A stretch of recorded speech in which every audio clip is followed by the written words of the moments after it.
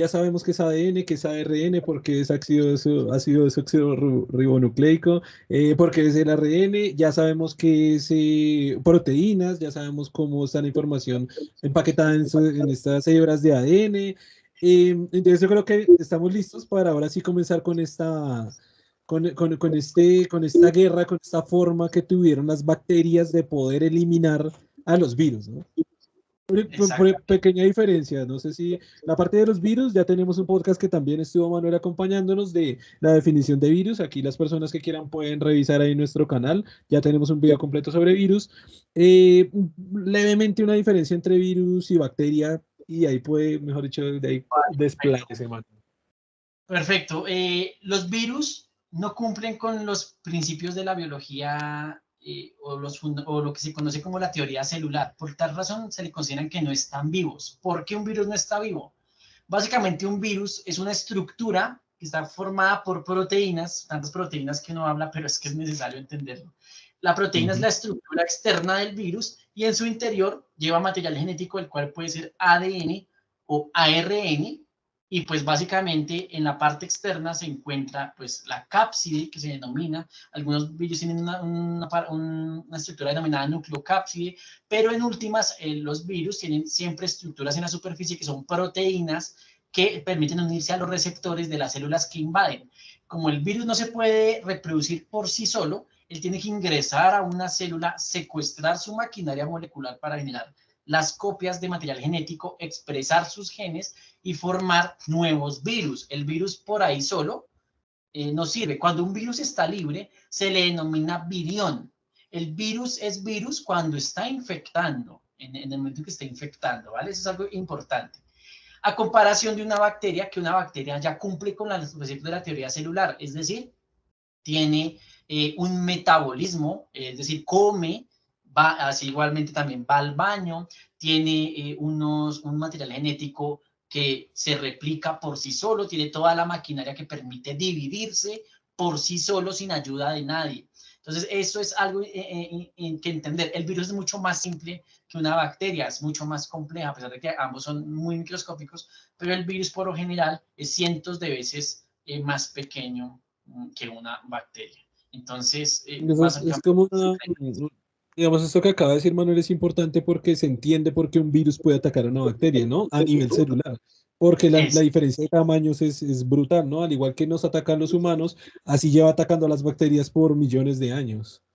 exactamente. Es más, algunos biólogos e investigadores consideran que el origen mismo de la vida tuvo que haber sido a nivel viral, incluso antes de aparecer la celularidad.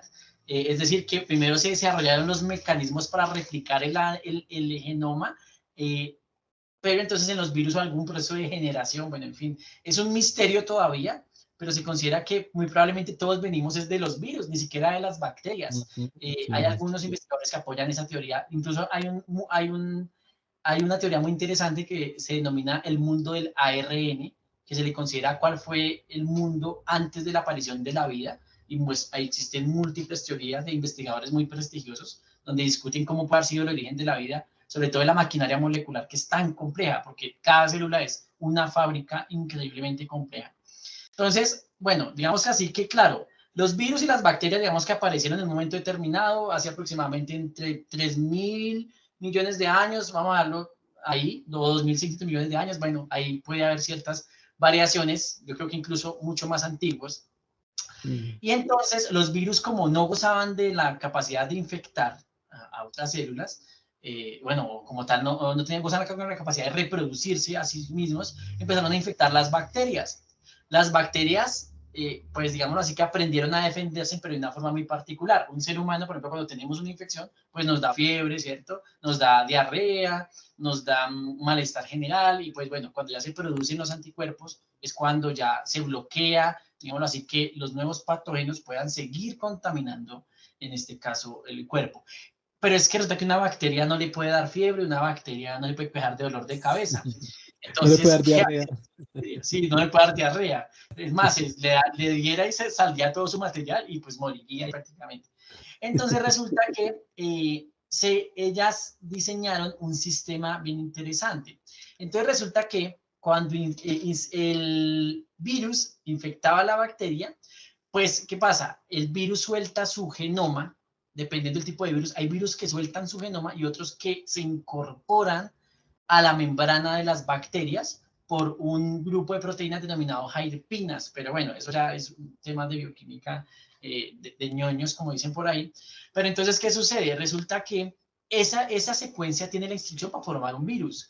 Entonces, la bacteria tomaba esa instrucción y utilizaba un RNA, o sea, le permitía mantener esa instrucción en su genoma para poder reconocer posteriormente la infección por ese tipo de virus, aislaba ese genoma, ¿vale? Y entonces resulta que él aprendió a unir un ARN propio con la enzima Cas para que cada vez que encontrara ese genoma extraño, porque era viral, entonces la proteína Cas se unía a los extremos de ese genoma que ya tenía en su memoria la bacteria y cortaba ese genoma y entonces, claro, la instrucción para hacer virus nuevos no existía y ese es el primer modelo de sistema inmune, entre comillas, claramente no lo es, pero digámoslo así que es la primera forma en la que hubo una batalla para defenderse de un organismo vivo, que en este caso es el primer, se le considera que es absolutamente primitivo. Esto se originó con las mismas bacterias,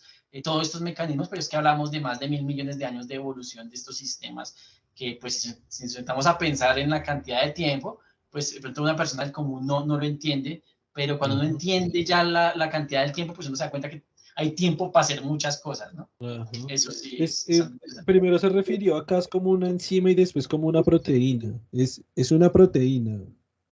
Vale, sí, es que las enzimas son un tipo de proteínas que como tal tienen una actividad química particular, ¿vale? O sea, todas son proteínas, pero las O sea, la enzimas enzima es tienen... una proteína. Ok. La enzima es una proteína, sí, señor. Ok, con Así. ciertas características, con ciertas